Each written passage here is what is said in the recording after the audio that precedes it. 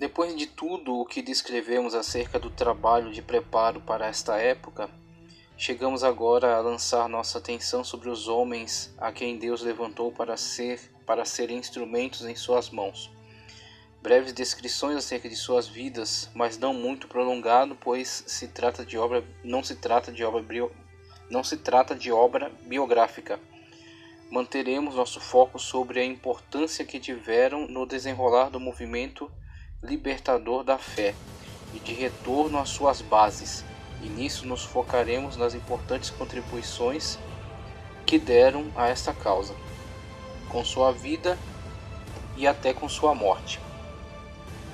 Lutero, tendo nascido em 1483, numa humilde família composta por um mineiro chamado João Lutero, homem franco, reto e dedicado ao trabalho duro, e mesmo assim grande admirador da cultura, tanto que empregava parte de seus bens em adquirir livros, o que lhe dava uma cultura um pouco mais esmerada que a maioria dos homens de sua época.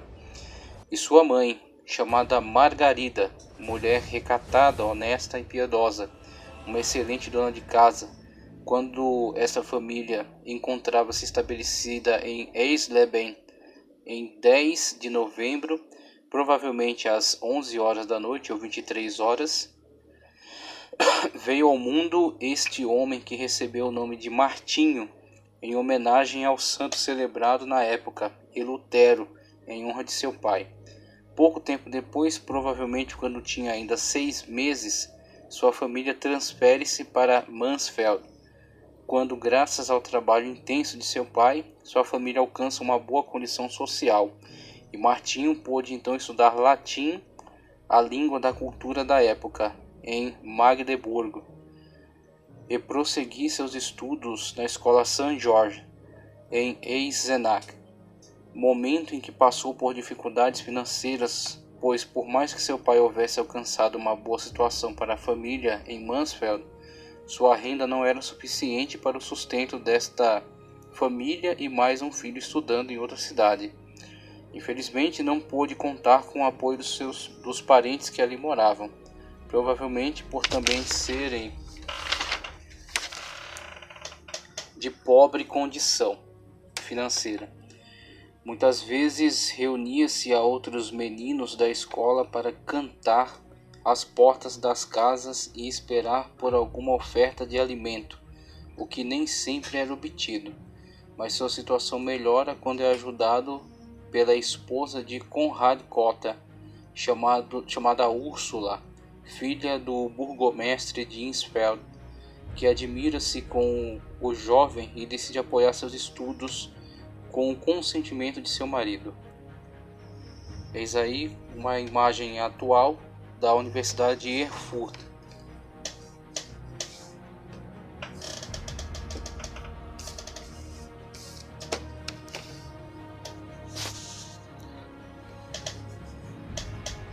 Passada essa época, Lutero, já em 1501, ingressa na Universidade de Erfurt, onde alcançara um alto nível acadêmico, tendo muita capacidade, empenho e uma extraordinária inteligência, chegando a bacharel em artes e mestre também nesta área, e atendendo ao pedido de seu pai, inicia estudos em direito, curso esse que será abruptamente interrompido devido a um incidente ocorrido em 2 de julho de 1505, quando já atormentado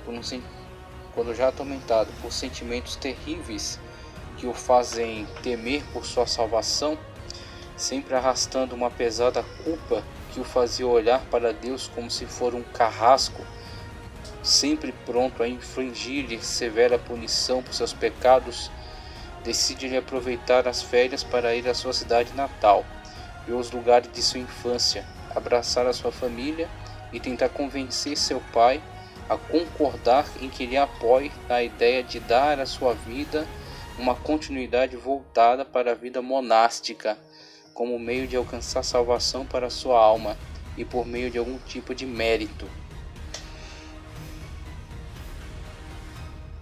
Não se sabe muito bem como se passa a visita, mas o mais provável é que tenha sido demovido da ideia de tentar dialogar com seu pai, uma vez que vê toda a ansiedade em que espera que o filho lhe premie com orgulho de ter, depois de tanto esforço, conseguido enfim que um de seus filhos tenha uma ótima colocação social como advogado.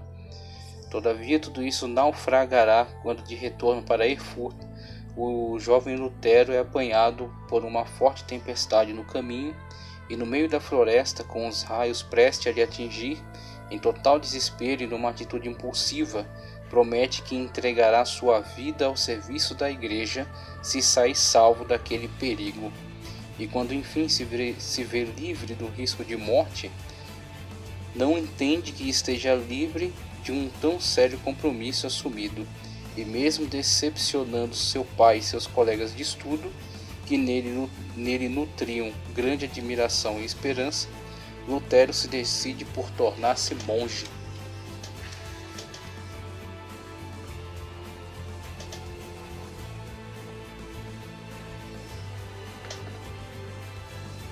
Em 17 de julho de 1505, para desespero de seu pai e espanto de todos, o promissor advogado abandona tudo e ingressa em um claustro na Ordem dos Agostinianos, em Erfurt. Mas a poderosa mão de Deus não permitirá que seus dias sejam todos gastos em meditações e rezas. E assim vemos esse homem primeiro ser ordenado padre em 3 de abril de 1507, celebrar sua primeira missa em 2 de maio do mesmo ano, e já no inverno de 1508 encontrar-se ocupado com a administração de preleções em filosofia, agora em Wittenberg, uma nova universidade da região, e em cuja catedral se desencadeará o estopim para o movimento que marcará para sempre a cristandade, quando um homem sedento da verdade das Escrituras desferirá um golpe que porá abaixo os muros já em ruína que sustentavam uma aparente construção que ostentava ainda uma aparência magnífica, mas que há séculos estava já corrompida pela concupiscência humana e que nada mais representava senão uma mera aparência, uma mentira, um monumento à glória humana dos eclesiásticos, teólogos e reis.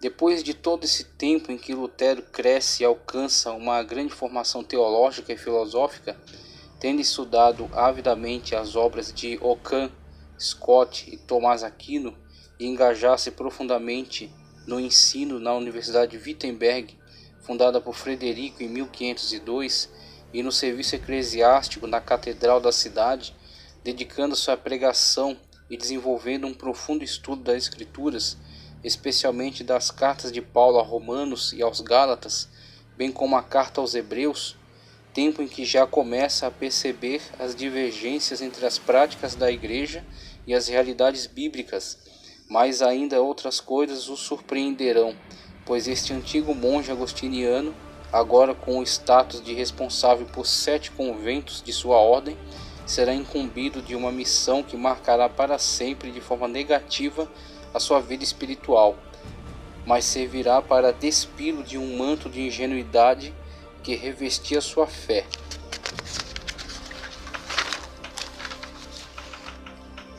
E que até o momento o impedia de perceber os graves problemas contra os quais logo estará envolvido em duro combate. Chega o tempo em que Lutero é enviado a Roma como representante de sua ordem. Lutero ensinava tanto na sala acadêmica quanto no templo, quando foi interrompido em seus trabalhos em 1510 e, segundo alguns, em 1511 ou 512 ainda. O enviaram a Roma. 7 conventos de sua ordem estavam, sobre certos pontos, em divergência com o vigário geral. A vivacidade de espírito de Lutero e a autoridade de sua palavra e seu talento para a discussão fizeram com que fosse escolhido para representar os 7 conventos junto ao Papa. Essa direção divina era necessária a Lutero. Convinha que ele conhecesse Roma, cheio dos preconceitos e das ilusões do convento. Ela lhe estava representada sempre como a sede da santidade, e ele esperava achar nesses lugares sagrados, entre aspas, a consolação e paz que sentia de novo mais necessidade. J. H. Merle d'Albinès, História da Reforma do 16º século, volume 1, página 125, Casa Editora Presbiteriana, 1951.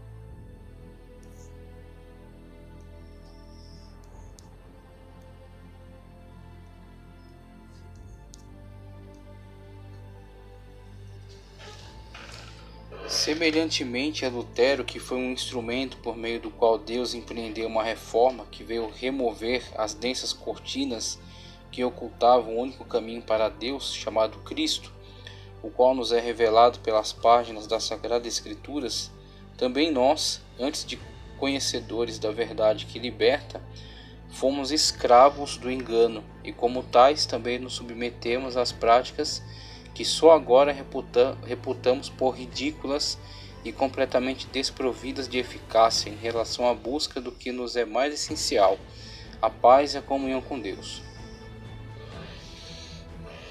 Rezou em muitas igrejas e lugares sagrados de santos e de mártires. Viu muitas relíquias e ouviu muitas histórias de seus poderes milagreiros. Para livrar seu pai do purgatório, subiu de joelhos a escala sancta, a escadaria que se diz ter sido trazida da casa de Pilatos,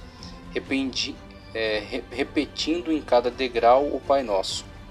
Ao chegar ao topo, surgiu-lhe uma pergunta: quem sabe se tudo isso é verdade? Mas isso logo lhe passou.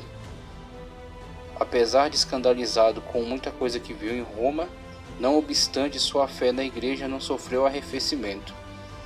Voltou ao mosteiro e ao seu ensino. Em 1512 tornou-se doutor em teologia em Wittenberg. Depois ele próprio confessou que a esse tempo era ainda ignorante do Evangelho. Robert Hastings Nichols, História da Igreja Cristã, página 146, Casa Editora Presbiteriana, 1960. Imagem da escala santa.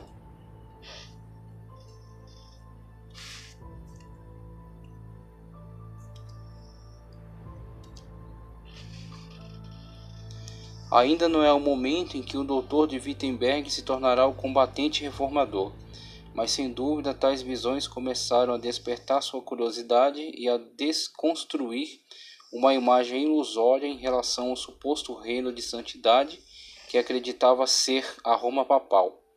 Mas ainda permanecerá Lutero em suas funções e seus intensos trabalhos junto à universidade e ao púlpito da igreja, onde uma sedenta multidão bebe e se farta das águas purificadoras da palavra de Deus, sempre explicada pelo padre e doutor, que entre 1513 e 1516 vê-se completamente engajado em preleções acerca dos Salmos, bem como sobre as cartas aos Romanos e aos Gálatas, e é nesse intenso labor quando algo surpreendentemente acontece a ele. Esse dedicado servo, na solidão de seu claustro, mergulhado no estudo da Epístola de Paulo aos Romanos, semelhantemente à esperança que este apóstolo teve a caminho de Damasco, que o tomou de surpresa e o atirou ao chão perante a magnitude da presença do Cordeiro de Deus, também Lutero foi apanhado de surpresa por algo que jamais encontrara em nenhum dos tratados que houvera lido até aquele momento, que jamais ouvira qualquer sábio acadêmico pronunciar, palavras que o lançaram prostrado perante a soberania do Cristo ressurreto e justificador, perante o qual nem o mais vil pecador pode opor qualquer argumento que pareça eficaz. Lutero foi apanhado pelas poderosas palavras salvadoras escritas por Paulo, sob inspiração do Santo Espírito, quando disse: "Mas o justo viverá da fé." Romanos 1,17 virou a vida e as convicções de Lutero de cabeça para baixo e abalou completamente sua fé anteriormente baseada nas obras meritórias apregoadas por Roma. É impossível negar a verdade ante a qual agora se encontra. Nossa salvação não tem a ver com as obras meritórias, sacrifícios de missas, indulgências e a pretensa aquisição dos méritos excedentes dos santos por meio de dinheiro.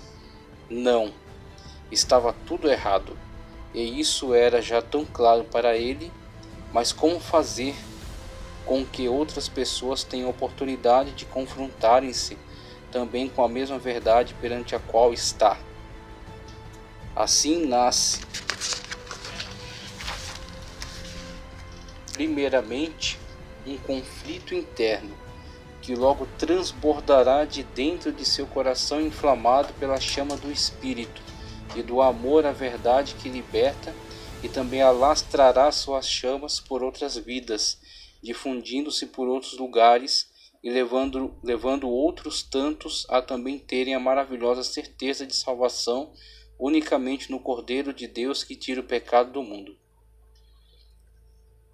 Maravilhosa graça achou Lutero nessas sagradas letras, e é ótimo que cresça e se fortaleça em Deus, pois brevemente esta fé recém-desperta será posta a duras provas, pois agora está este homem arrolado à lista dos que tiveram encontro verdadeiro com o Cordeiro de Deus, que de forma semelhante quanto a Paulo tem se manifestado e alterado para sempre a trajetória de homens que lhe são instrumentos formidáveis.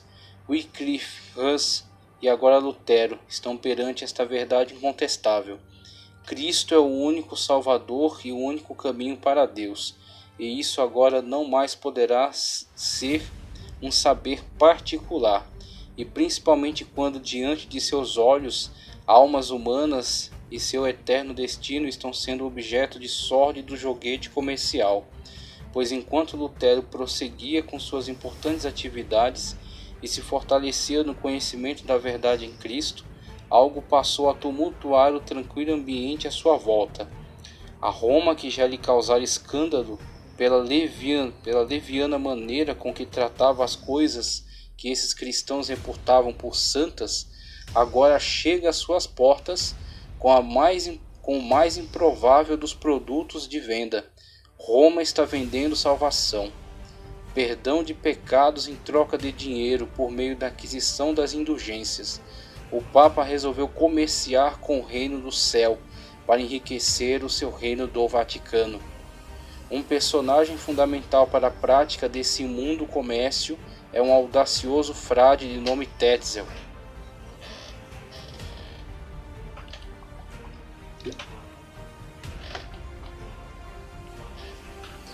Revestido de um hábito dos dominicanos, se apresentava com arrogância. Sua voz era retumbante e parecia ainda vigoroso, posto que tivesse já os seus 63 anos.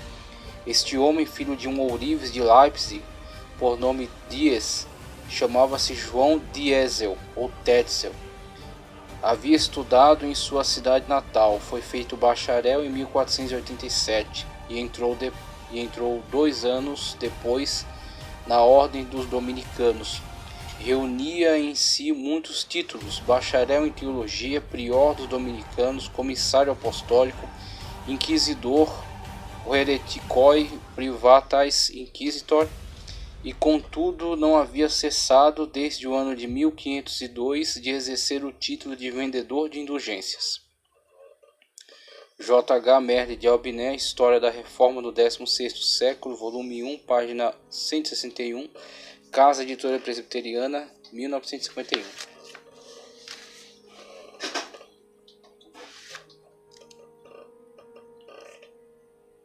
Uma imagem de Johann Tetzel. Mas era ele na verdade uma ferramenta nas mãos gananciosas daqueles que de fato operavam todo o sistema em seu proveito e que envolviam personagens de maior poder e influência, como era o caso do arcebispo Alberto de Brandemburgo, 1490 a 1545, a imagem de Alberto de Brandemburgo.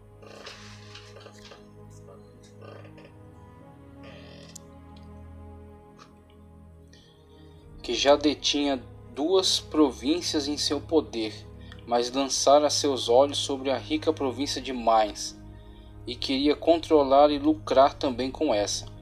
Mas essa possibilidade encontrava-se ainda vedada a ele, a não ser que conseguisse mudar a opinião do Papa em relação a isso, por meio de um argumento irrefutável, uma grande contribuição ao Palácio de Pedro e Paulo, no Vaticano. Mas para isso precisou recorrer ao empréstimo de grande soma junto aos poderosos banqueiros alemães, os Führers. E como garantia para assegurar esse empréstimo, chegou-se a uma engenhosa solução. O Papa concedeu o direito a que o arcebispo comerciasse os papéis salvíficos, entre aspas, a ponto de se cobrir a soma da contribuição ao Vaticano e ao pagamento do empréstimo, e com isso assegurar-se-ia ao arcebispo a posse ao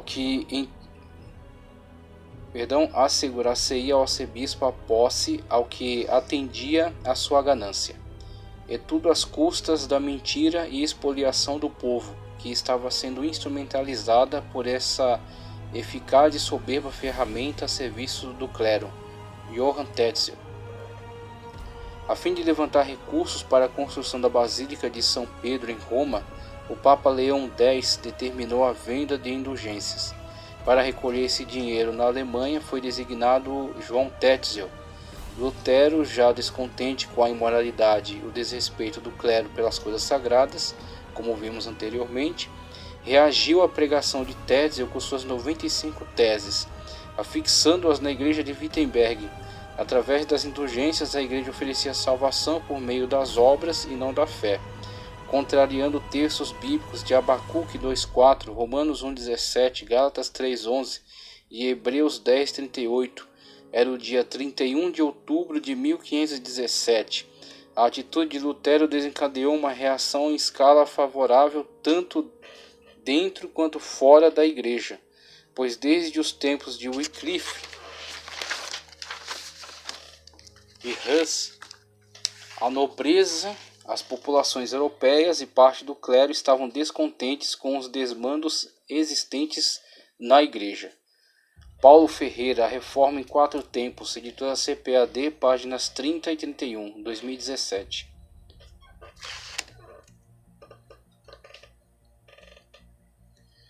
Imagem da indulgência papal.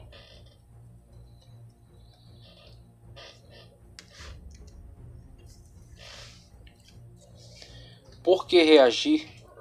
Sem dúvida o que muitos pensariam se estivessem perante o quadro que se apresentava diante de Lutero. Afinal, quantos benefícios o padre de Wittenberg obtinha de sua função? Era professor, eclesiástico e respeitado por muitos, e isso em função da posição que ocupava dentro dessa importante instituição. E perante este problema grave das indulgências, qual o peso que tais privilégios exerceriam sobre a decisão certa a tomar? Deveria ele voltar-se contra essa extorsão, mesmo com grave risco de sua posição? Só podemos chegar a entender, pelo menos superficialmente, a importância das decisões tomadas por importantes personagens da história que sofreram grave alteração de sua vida e consequentemente vieram a causar graves mudanças históricas, quando pelo menos nos esforçamos em tentar manifestar empatia e colocar-se em seu lugar. Pense em você nessa situação. E na verdade não é tão difícil, pois também nós temos que nos posicionar em antagonismo em relação a certas situações da igreja atual, quando infelizmente distancia-se do propósito da Sagrada Escritura e aventura-se por caminhos heterodoxos, mas sem dúvida temos a vantagem em relação a Lutero, de mesmo encontrando hostilidade e rejeição, não ter o agravante do risco de vida ao qual esteve exposto por manter a sua posição em contrário à vontade do Sumo Pontífice. E é por isso que torna-se ainda mais interessante refletirmos acerca da motivação que o impulsionou a pôr em risco todas as suas vantagens, mas persistir na decisão de denunciar os erros e de forma ousada propor o debate em torno das 95 teses que afixou à porta da igreja de Wittenberg. O mais bem-sucedido mecanismo de denúncia das mentiras da igreja e o verdadeiro estopim da explosiva reforma que implodiu o edifício já em ruínas da velha catedral de mentiras do vigário romano.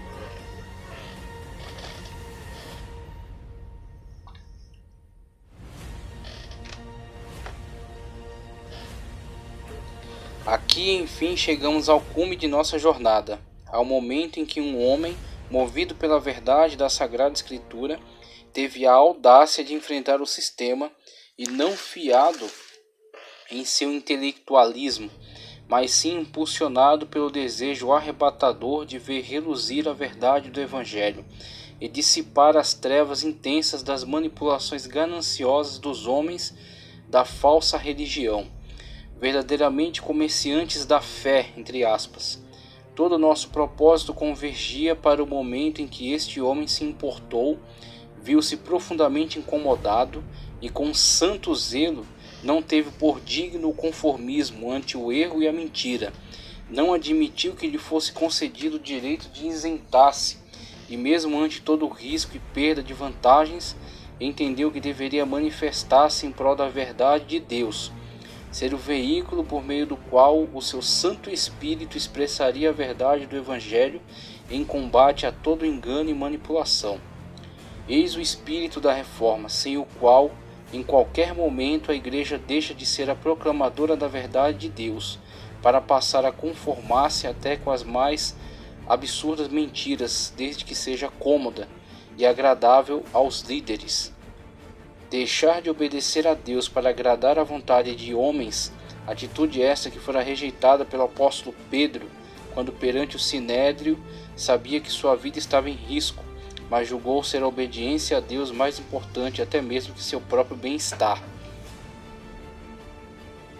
Ou que dizer de Paulo, que mesmo diante de toda a autoridade que representava a pessoa do apóstolo Pedro, não hesitou em resistir na face, quando viu nele uma atitude que julgou incoerente com o Evangelho de Cristo, quando o apóstolo tentava conciliar os grupos conflitantes dos fariseus e dos gentios, levando Pedro a agir de modo ambíguo, a que Paulo, mesmo com todo o respeito que tinha e que continuou a ter, não pôde deixar de manifestar sua discordância perante essa atitude. Não por mera questão de gosto, e sim por entender que a verdade do Evangelho se sobrepõe a todos nós, e é, na verdade, o juiz de nossas vidas. Não a minha ou a sua verdade, mas unicamente a verdade que é Cristo. O que diferencia-se disso é digno de ser rejeitado, independentemente de onde venha. Como igreja reformada e que supostamente segue o mesmo espírito que os reformadores apresentam em sua época, temos porventura sido uma geração de cristãos inconformados com as notícias que circulam diariamente pela mídia? Diante disso, não se faz necessário outra pergunta, caso entendamos que somos essa igreja inconformada e inquieta com a situação atual em que vivemos. Faríamos uma reforma levantando que bandeira exatamente? Por onde começaríamos nossa reforma, entre aspas? Entendendo que o espírito de reforma é um espírito de contracultura que vai de encontro ao status quo iníquo e dominante de sua época, por qual ponto exatamente começaríamos? Aprofundando um pouco mais a nossa reflexão, constatamos que tanto Lutero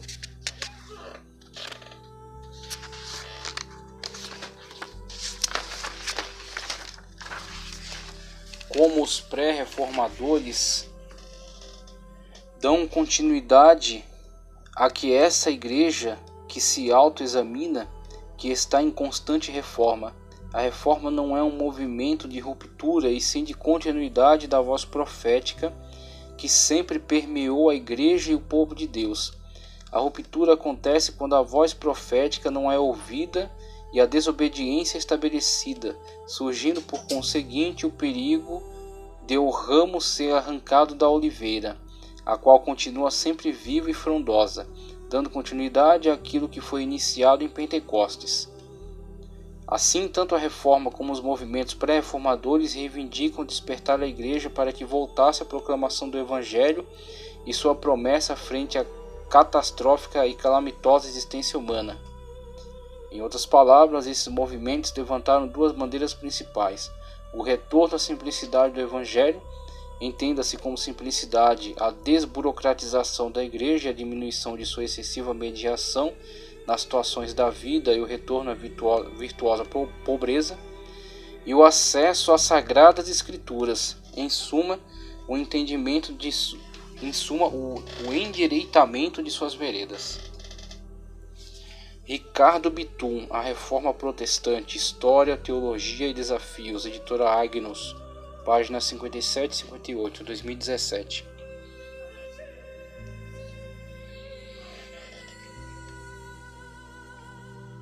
Se nos entendemos como continuadores da reforma iniciada muito antes de Lutero, mas que encontra seu símbolo na corajosa atitude deste simples homem, precisamos constantemente nos reavaliar e ver se por acaso não estamos de fato cedendo à pressão extraordinária exercida pela comodidade e pelo desejo de aceitação e reconhecimento. Somente os que põem Cristo como prioridade têm de fato condições de analisar o momento certo de concordar e trabalhar junto, pois acredita que é para a glória dele, ou discordar e propor a reforma, pois vê as suas palavras, as palavras de Cristo, sendo distorcidas e seu nome ser envergonhado. E de fato não existirá uma época antes do arrebatamento em que poderemos nos tranquilizar e dispensar a necessidade dos reformadores e daqueles que batalham pela pureza do Evangelho.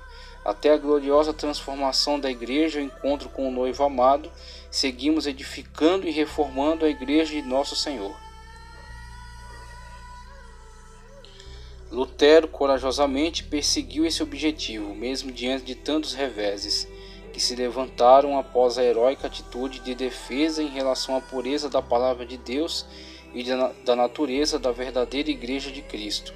As teses afixadas na porta da Igreja no dia 31 de outubro de 1517 e que tinham um único propósito de conclamar os acadêmicos para um debate em torno das questões importantes da fé, como, por exemplo, primeiro, nosso Mestre e Senhor Jesus Cristo, quando disse "Fazei penitência", quis afirmar que toda a vida do crente deve ser de arrependimento. 27º, eles pregam que no momento que a moeda tine no fundo do cofre, a alma sai do purgatório. 32º, aqueles que imaginam estar seguros da sua salvação pelas cartas de indulgências serão condenados com os que assim ensinam. 45º, deve-se ensinar aos cristãos que quem, ao invés de ajudar quem estiver necessitado, compra uma indulgência, não compra a indulgência do Papa, senão a indignação de Deus. 51º, é preciso ensinar aos cristãos que o Papa, como é de seu dever, distribuiria, se necessário, seu próprio dinheiro às pessoas pobres, a quem os pregadores de indulgência tiram hoje até o último centavo, ainda que para isso tivesse que vender a Basílica de São Pedro. 94º, deve-se exortar aos cristãos que sigam diligentemente a Cristo, mesmo que através de penalidade, morte e inferno. 95º, e a ter assim confiança de que hão de entrar no céu, antes através de dificuldades do que através de segurança e paz. As 95 Teses de Lutero, editora CPAD, página 11, 2017.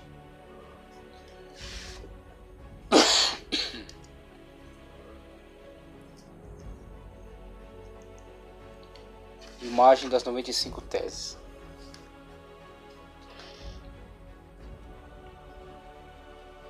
Vieram a se constituir o grande símbolo. As 95 teses de Martinho Lutero vieram a se constituir no grande símbolo que unificava todos aqueles que já há muito tempo encontravam-se revoltados com a corrupção da Igreja e que já haviam visto alguns se levantarem para questionar seus desvios e abusos. Mas agora um novo fenômeno havia ocorrido ao mundo, semelhante em importância ao que havia sido a tentativa de unificação dos povos sob o governo de Alexandre o Grande e a Pax Romana. Agora o mundo via uma nova revolução na difusão do conhecimento e aproximação dos povos por meio da intensificação do trânsito de informações proporcionada pela invenção da imprensa, há meio século antes de Lutero, o que proporcionou que cópias de suas teses, o que nunca foi sua intenção, fossem reproduzidas e circulassem por diversos lugares em tempo nunca imaginado nas eras dos copistas. Agora, um documento afixado na porta da igreja de Wittenberg tornou-se a carta de conclamação universal para erguerem-se os que temem a Deus e exigem que sua igreja seja liberta do cativeiro no qual se encontrava, o que Lutero depois designará como cativeiro babilônico, em alusão ao Antigo Testamento.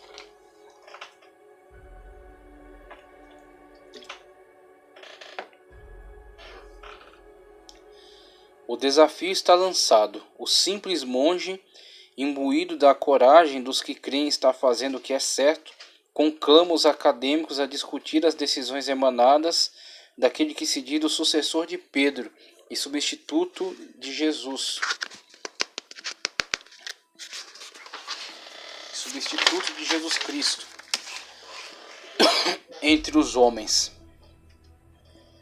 Aquele que preside uma instituição que se entende herdeira de toda a tradição cristã e romana e perante a qual reis se curvam. Discutir suas decisões ante um monge de uma cidade obscura no interior da Alemanha? Certamente essa proposta não lhes parecia muito boa, e a pessoa de Lutero e seus questionamentos lhe pareceram insignificantes. Talvez como um reles inseto que ousa incomodar, mas que pode ser facilmente esmagado pela forte mão que abarca toda a Europa e que traz em seu dedo o anel da magnificência. Mas talvez seja exatamente esse o erro recorrente de todos os poderosos. Golias não deu qualquer valor a Davi, até que lhe veio uma súbita dor de cabeça, logo seguida por um corte e um frescor da brisa da tarde. César não pensaria que seu império se poria de joelhos ante um povo cujo líder nasceu em uma obscura província da Palestina e que viveu entre pobres, mendigos e doentes, mas que com uma corrente de águas invadiu toda a terra e mostrou-se o povo mais importante para ter como aliados, até que se tornassem mesmo os únicos herdeiros de tudo o que construiu ao longo de séculos. E agora o sumo pontífice, acometido da mesma moléstia, olha para esses questionamentos e, como em tantas outras vezes, acredita piamente que não será diferente. Também este será silenciado ante sua autoridade universal. Depois de algumas advertências do imperador Maximiliano da Alemanha, finalmente o Papa Leão X resolve destinar alguma atenção ao audacioso monge alemão. E em 7 de agosto de 1518, Lutero é convocado a comparecer em Roma, o que certamente é entendido por todos como um verdadeiro convite à morte certa, o que motiva a apelação que é dirigida a Frederico III, eleitor da Saxônia, um homem que se mostrará fundamental para a reforma ao encarar a importante missão de não deixar com que Roma faça com Lutero o mesmo que já fizera a outros valentes,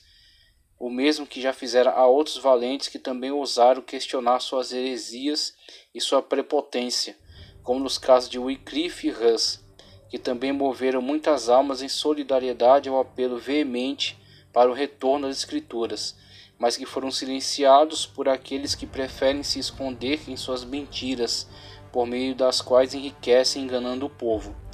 Frederico intervém na situação e, usando de sua prerrogativa, exige uma audiência para Lutero em território alemão, em Augsburgo, audiência a que ele comparece em 12 de outubro do mesmo ano. Frederico ansiava por ver a Saxônia livre da tirania italiana e protegia a integridade da universidade que recém fundara e na qual Lutero ensinava. E o Papa não o queria contrariar abertamente, pois deseja contar com seu voto para eleger o imperador que lhe fosse favorável. Assim foi arranjado que Lutero comparecesse perante Caetano, um legado papal dominicano e seguidor de Tomás Aquino, que durante 3 dias apenas tentou arrancar de Lutero a confissão, ao que não obteve sucesso, e tentou convencer Frederico a enviá-lo a Roma ou expulsá-lo da Saxônia. Perante tal situação, Lutero sentiu que poderia ser sequestrado para Roma e tratou de voltar para Wittenberg.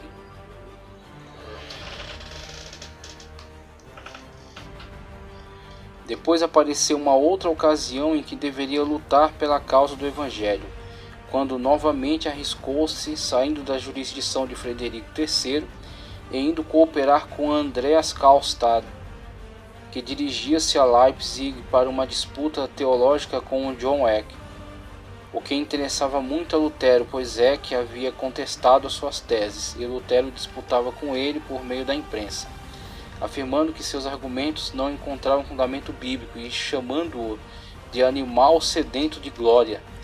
E como não seria surpresa, o debate centralizou-se na disputa entre Lutero e Eck, que por certo era possuidor de vasta erudição e usou todos seus recursos de conhecimento teológico-filosófico, mas perante a firmeza da palavra de Deus mostraram-se insuficientes para derrubar Lutero. Seus pés estavam na rocha, a sua vitória vem do Senhor. Os argumentos, por mais complexos e eruditos que sejam, não foram suficientes para demover Lutero da convicção que havia obtido na verdade da Sagrada Escritura, seu fundamento e causa de sua obra, e diante disso o poder papal não intentou gastar mais palavras com tão insignificante pessoa. E da mesma forma que todos os líderes autoritários em diferentes épocas e lugares, uma vez que não mais existem argumentos suficientes, emprega-se a força e enfim silencia-se a voz contradizente. Assim, em junho de 1520, o Papa, usando de seu poder, emitiu uma bula que conclamava Lutero a arrepender-se de suas, entre aspas, heresias e humilhar-se perante o poder da Igreja no prazo de 60 dias. Imagem da bula papal.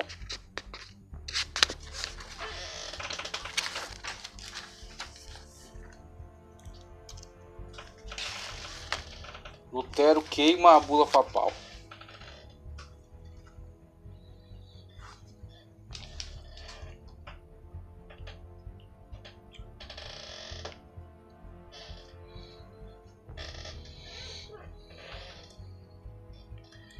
Lutero está diante da manifestação de um poder que foi despertado por sua atitude ousada, mas também firmada nas razões da Sagrada Escritura.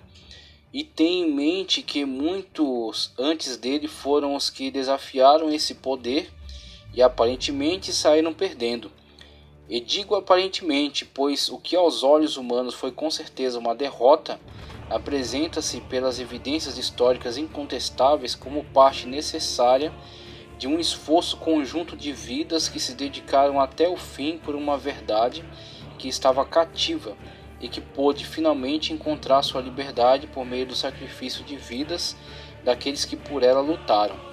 O sangue de cada mártir, desde Estevão, que ousou contrariar o sinédrio, dos irmãos que rejeitaram o poder romano e os reformadores que não se curvavam ao Papa, não foi Lutero que fez a reforma, mas com certeza, quando ele teve a coragem de ficar do lado certo, passou a ser participante dessa lista de heróis que com seu sangue ajudaram a escrever essa história do cristianismo, liberto da tirania dos homens gananciosos.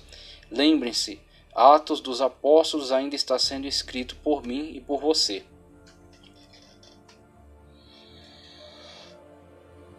O tempo passava e o Papa não observava em Lutero a atitude esperada. O pequeno monge não tomou consciência de sua insignificância perante o poder que dele exigia sua total submissão. Como ousa?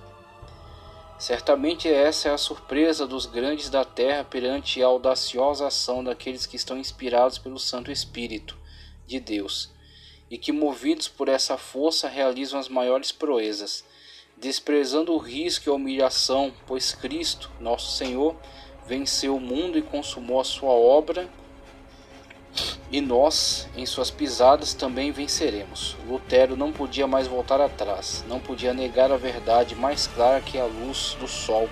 O sol da justiça se manifestara sobre ele, e negá-lo seria um sintoma de demência.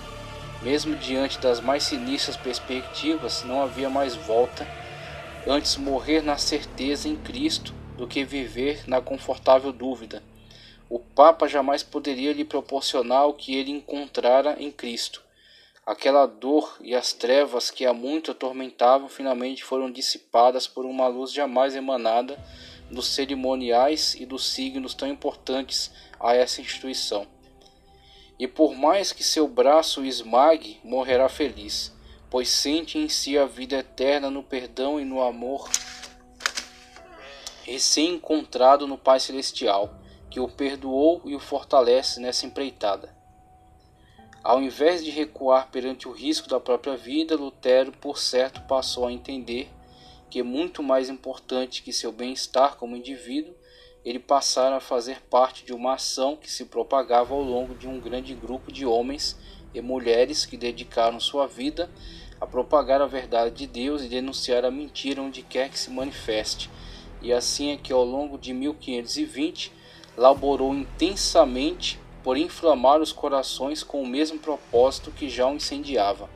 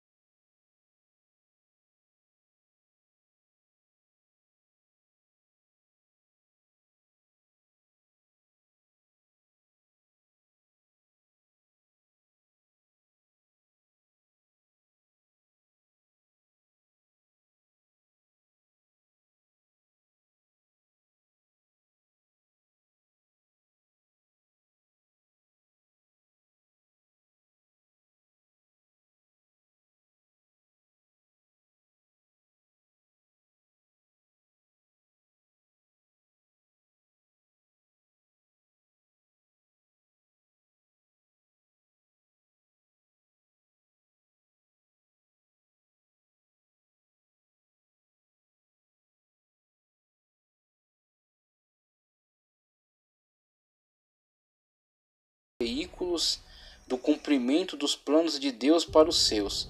Assim o chamado de Lutero é que cada um se conscientize de sua posição, de sua importância e de que pode e deve fazer para com que sua ação prevaleça, e do que pode e deve fazer para com sua ação fazer prevalecer a verdade e combater a mentira com as armas que tiver disponível. Certamente esse chamado também se dirige a nós. Use seu talento. No mesmo ano também escreveu o livro denominado O Cativeiro Babilônico da Igreja, obra na qual Lutero definitivamente manifesta toda a sua repulsa ante a construção de mentiras nas quais a Igreja havia se constituído. Certamente chegou ao ponto em que toda a possibilidade de reconciliação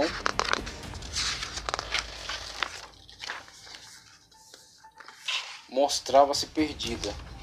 E Lutero usa a situação histórica do cativeiro vivenciado pelos judeus em 586 a.C. como uma metáfora do que a verdadeira Igreja de Cristo, conforme apresentada pela Escritura, estava vivendo em relação ao que a Igreja Romana e seu Papa representavam. Esta obra denuncia o cativeiro e pretende conscientizar o povo acerca das correntes que os estão aprisionando a credos mentirosos. Por isso, nessa obra, Lutero ataca heresias tais quais os sacramentos, mostrando que a Escritura nos revela apenas a ceia e o batismo, e com relação à ceia também denuncia a mentira da transubstanciação, mesmo tendo Lutero ficado ele mesmo ligado a um conceito de ceia chamado consubstanciação, o que impedirá uma aliança entre ele e Zwingli, e mostrando todo o engano empreendido pelo sistema papal, o que se constituía em um verdadeiro cativeiro, do qual todos deveriam ser libertos, e por isso mesmo deveriam ser incentivados à reação, ser instigados a livrarem-se das correntes para enfim desfrutarem a liberdade do Evangelho de Cristo. Se o Filho do Homem vos libertar, verdadeiramente sereis livres. Prosseguiu Lutero em sua luta pela liberdade e enfim termina por desestruturar totalmente toda a lógica artificial construída e imposta ao povo e que fazia da Igreja a única detentora das chaves da salvação e do povo, os miseráveis necessitados de seu beneplácito, prontos a executarem suas ordens, sem a menor sombra de questionamento, para então poder alcançar, por meio de seu ministério exclusivo, algum mérito que os assegurasse um acesso a tão desejado reino celestial, no qual se veriam livres da desgraçada vida na terra. Essa consciência escravizadora e intensamente subserviente proporcionou à Igreja o poder total sobre as almas. Pouquíssimos foram os que ousaram olhar para fora dos muros e ver a liberdade.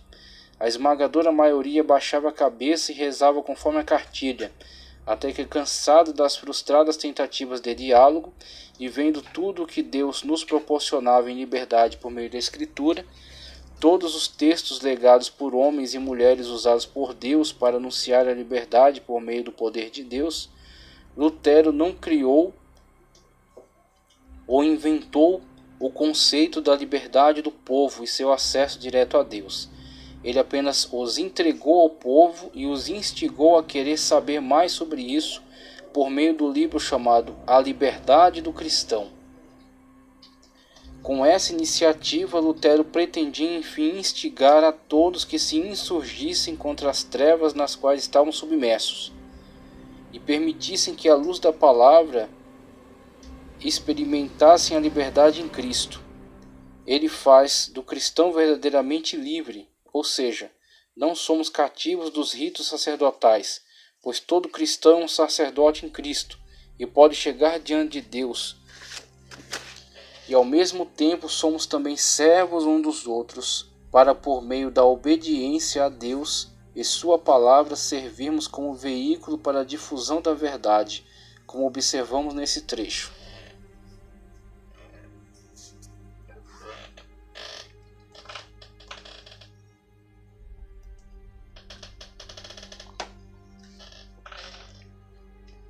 Pode-se perguntar, em que consiste, portanto, a diferença entre sacerdotes e leigos no seio da cristandade? Uma vez que todos os cristãos são sacerdotes? Resposta: a multidão abusou dos termos sacerdote, padre, eclesiástico, etc., aplicando-os a pequeno grupo que agora denominamos estado eclesiástico. A única distinção que a Sagrada Escritura reconhece se reduz ao que ela chama sábios ou cristãos consagrados, ministri, servi, ou economi, ou seja, ministros, servos, administradores, porque elas devem pregar aos outros Cristo, a fé e a liberdade cristã. Com efeito, embora sejamos sacerdotes, não podemos todos oficiar ou assegurar o serviço divino ou pregar. É o que diz Paulo, 1 Epístola aos Coríntios 4:1.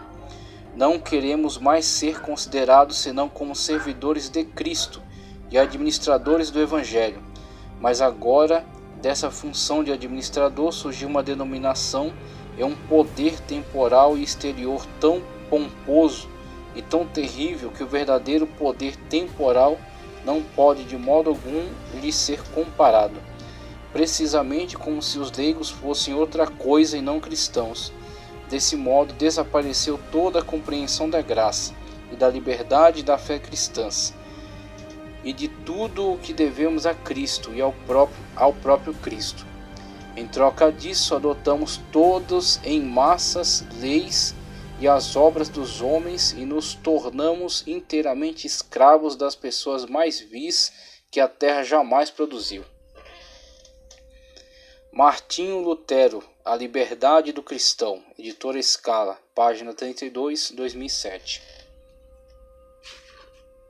A Liberdade Cristã, a imagem.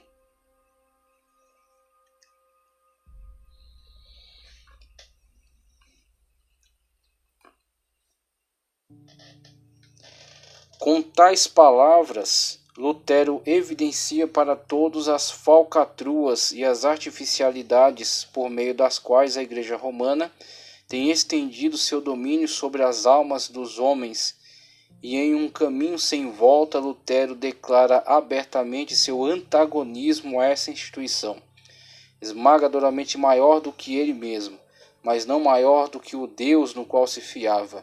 E com estas obras convoca nobres, líderes, cidadãos e enfim todos a também confiarem e abertamente se insurgirem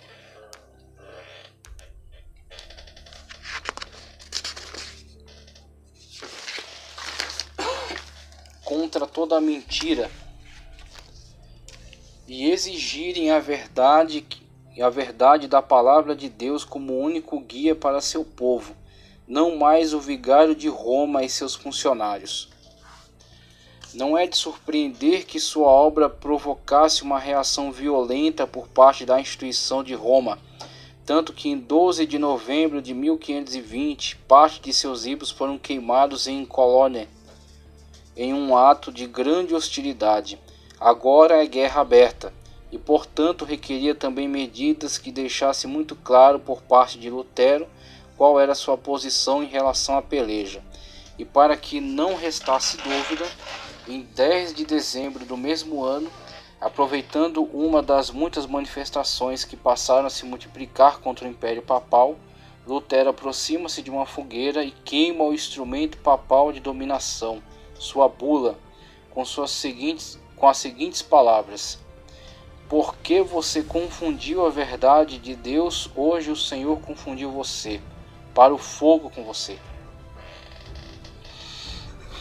Não era mais possível respeitar as ordens de um líder que se encontrava desviado de seu papel de conduzir o povo a Cristo e ao conhecimento de sua verdade, que preferia manter o povo distanciado de Deus e submetido às práticas vazias das missas rezadas em latim por sacerdotes que davam as costas ao povo, que ordenava que seus subalternos viajassem pelas terras vendendo indulgências que prometiam até perdões antecipados a pecados futuros, desde que entregassem a Roma o maldito metal com o qual abarrotava seus cofres.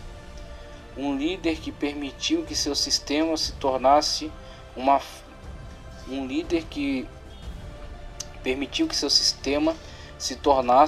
uma fonte de intenso enriquecimento por meio do abuso da ignorância de uma massa entregue a 1000 superstições e totalmente privada do que é uma vida de fé e de comunhão verdadeira com Deus, em prol de manter um domínio total e inquestionável sobre uma horda de cegos. Não, nenhum homem é mais importante do que Deus, e nenhuma ideia está acima de sua palavra.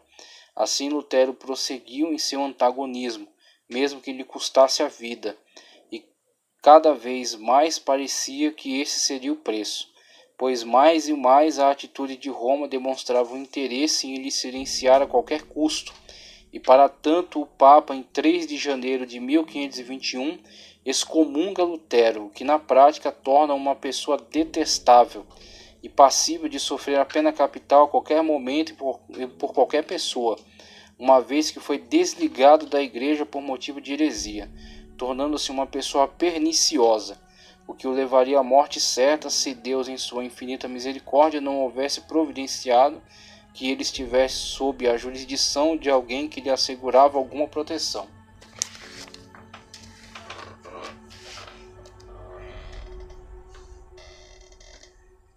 Imagem de Carlos V.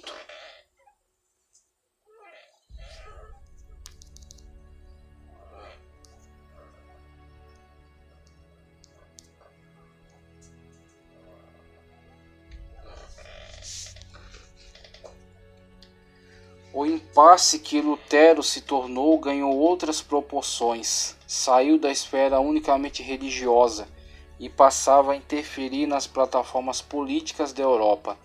O pequeno monge alemão agora atraía a si a atenção de um papa e de um imperador, pois o problema agora passou a envolver Carlos V, homem sedento de poder, que estava construindo fortes alianças, favorável ao papa e à supremacia da Igreja Romana em toda a Europa, mas que também precisava estabelecer uma boa política com os eleitores alemães, e dentre eles Frederico III, eleitor da Saxônia, uma figura importante e um impasse na questão do monge de Wittenberg.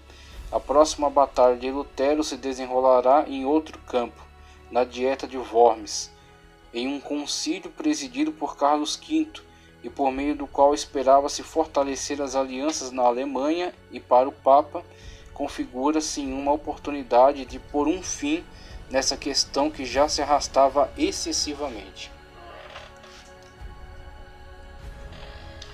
Imagem de Frederico III, eleitor da Saxônia.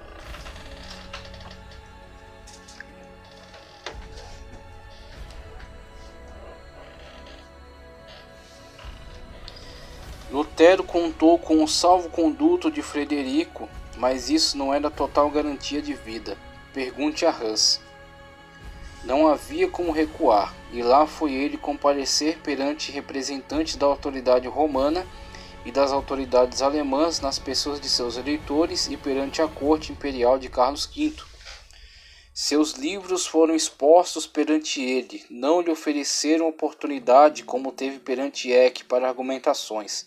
Apenas queriam que ele se recolhesse à sua insignificância e submissamente declarasse seus erros e clamasse por misericórdia, ao que o imperador poderia aproveitar para tornar favorável a si os eleitores alemães.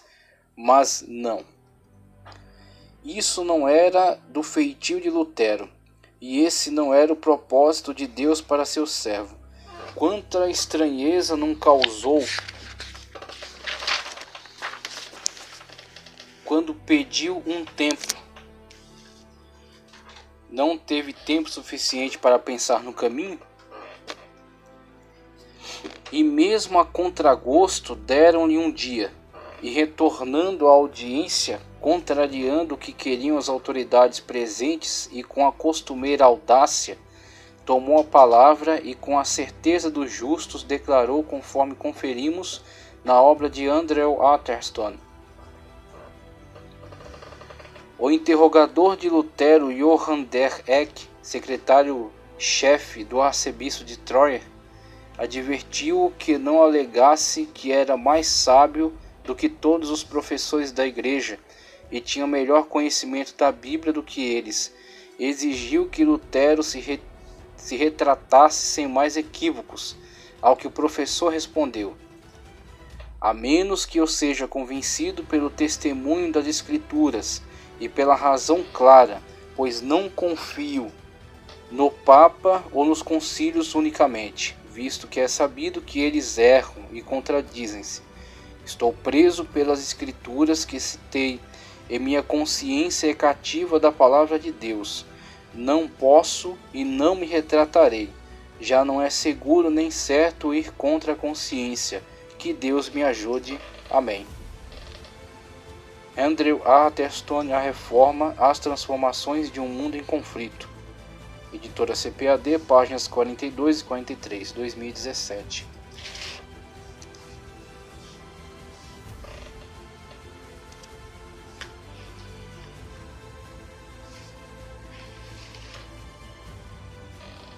Imagem da Dieta de Worms.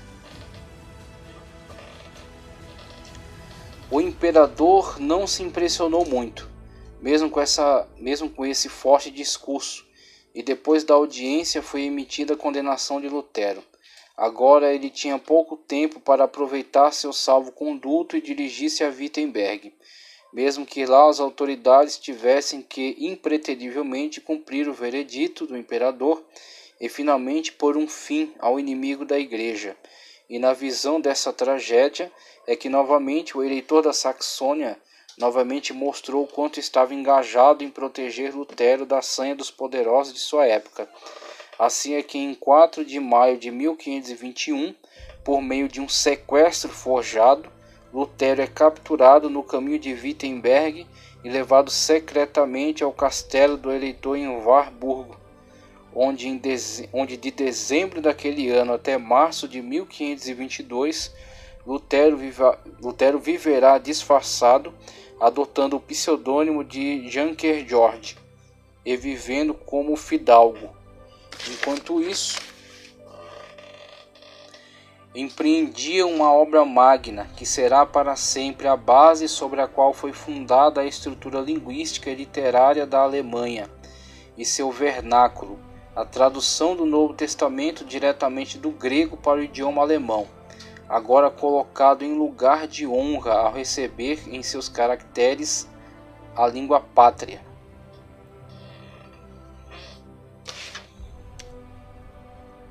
Imagem do castelo de Warburgo, do escritório de Lutero.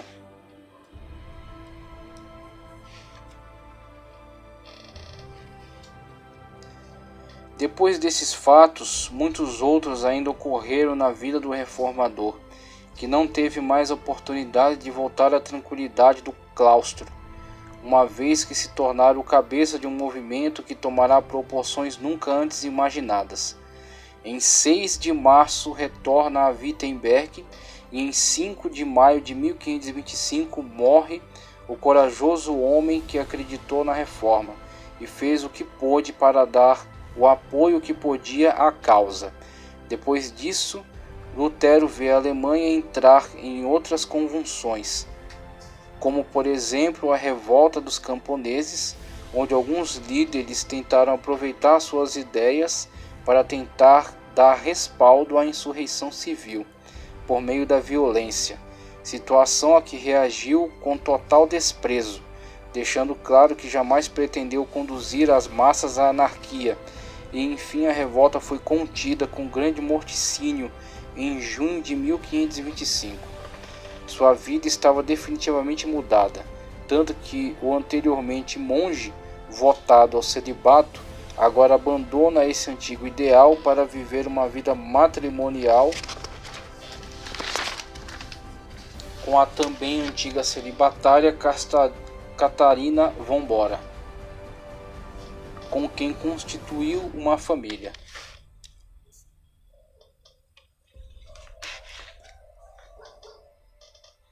Mas não somente boas novidades em torno de si, Lutero viu a reforma desenrolar-se em uma terrível guerra religiosa.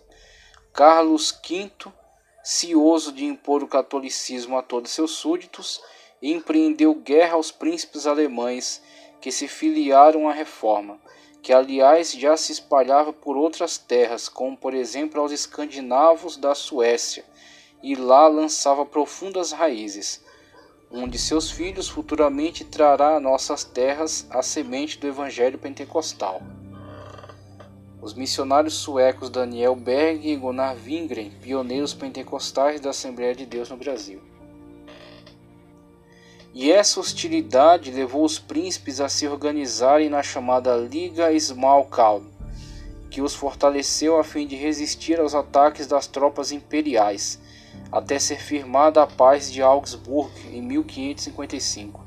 Mas antes disso, o reformador terminou sua obra colossal, traduzindo toda a Sagrada Escritura para o alemão em 1534, e finalmente, depois de muitas batalhas, parte para o Senhor em 18 de fevereiro de 1546, deixando para seus continuadores a tarefa de também participarem da construção do templo de Deus, a Igreja, cujo fundamento é Cristo, a rocha secular, e do qual todos nós somos pedras vivas, como disse o apóstolo Pedro em sua epístola. Uma importante obra foi realizada por Martinho Lutero, como nas palavras de Bruce. A maior influência de Lutero para a história, contudo, não foi a política, foi religiosa. Ele ofereceu novas e animadoras respostas a 4 questões básicas católicas. Para a pergunta sobre como uma pessoa é salva, Lutero respondeu: não por obras, mas somente pela fé. Para a questão relativa à base da autoridade espiritual, ele respondeu: não na visível instituição chamada Igreja Romana, mas na palavra de Deus que se encontra na Bíblia. Para a questão o que é a Igreja, sua resposta foi: servir a Deus em qualquer chamada útil, leigo ou clerical. Toda a descrição clássica do protestantismo deve apresentar essas questões centrais. Bruce L. Shelley, História do Cristianismo ao Alcance de Todos, editora Shed, página 274, 2004. O reformador fez a parte dele, com seus acertos e erros, não foi omisso, agiu em prol da obra de Deus. Mais do que uma postura imitativa, tenhamos a devida empatia de permitir que a mesma indignação, tristeza, empolgação, confiança e coragem também permeiem a nossa ação como a Igreja espiritual de Cristo. E onde quer que estejamos, trabalhemos a fim de ver erguer-se em todo lugar o templo de Deus, a casa a qual Jesus defendeu com seriedade e zelo, falando enfaticamente: minha casa será chamada casa de oração. Façamos a nossa parte, firmados na verdadeira fé, fundamentados unicamente na Sagrada Escritura, enfatizando a exclusividade de Cristo como único Mestre e Senhor, o qual nos chamou pela sua maravilhosa graça para vivermos para a glória de Deus e fazermos a sua obra até o fim. Mas o justo viverá da fé, e se ele recuar, a minha alma não tem prazer nele. Nós, porém, não somos daqueles que se retiram para a perdição, mas daqueles que creem para a conservação da alma. Hebreus 10, 38 e 39. Bibliografia. Livros utilizados para a realização deste trabalho. Eusébio de Cesareia, História Eclesiástica, editora Paulus, página 113 e também página 451, 2000. Bruce L. Shelley, História do Cristianismo ao Alcance de Todos, páginas 44 a 46 e também a 255, também a 274, edição de 2014. Philip Hughes, História da Igreja Católica, páginas 81 a 82, editora Dominus, São Paulo, 1962. J. H. Merle de Albiné, História da Reforma do 16º século, volume 1, páginas 34, 125, 161, Casa Editora Presbiteriana, edição de 1951. Robert Hasty Nichols, História da Igreja Cristã, páginas 129, 146, Casa Editora Presbiteriana, edição de 1960. Novo Dicionário de Teologia Sinclair B. Ferguson, David F. White e J. I. Packer, editora Ragnus, página 481, edição de 2011. Paulo Ferreira, A Reforma em Quatro Tempos, editora CPAD, páginas 30 a 31, 2017. Ricardo Bitum, A Reforma Protestante, História, Teologia e Desafios, editora Ragnus, páginas 57 e 58, edição de 2017. As Teses de Lutero, editora CPAD, página 11, edição de 2017. Martinho Lutero, A Liberdade do Cristão, editora Scala, página 32, edição de 2007. Andrew Atherstone, A Reforma, As Transformações de um Mundo em Conflito, editora CPAD, páginas 42 e 43, edição de 2017. Bíblia de Estudo Pentecostal, J.D. Douglas, Novo Dicionário da Bíblia, editora Vida, de 2011. Concordância Bíblica, SBB, 2010. F.F. Bruce, Comentário Bíblico NVI, Antigo e Novo Testamento, editora Vida Acadêmica, 2001. Bíblia Comentada de Jenkins, Bíblia Comentada de Finis Jennings Dake, Charles F. Pfeiffer, Howard F. Voss, John Ria, Dicionário Bíblico Wycliffe, editora CPAD. Claudionor Corrêa de Andrade, Dicionário Teológico CPAD. Bíblia de Estudo NVI, editora Vida, 2003.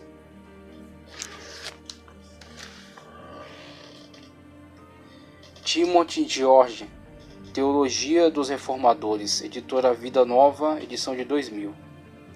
J. Delorme, As Grandes Datas da Humanidade, editora Difusão Europeia do Livro, edição de 1969. Grande Enciclopédia Larousse Cultural, volume 12, editora Nova Cultural, edição de 1998.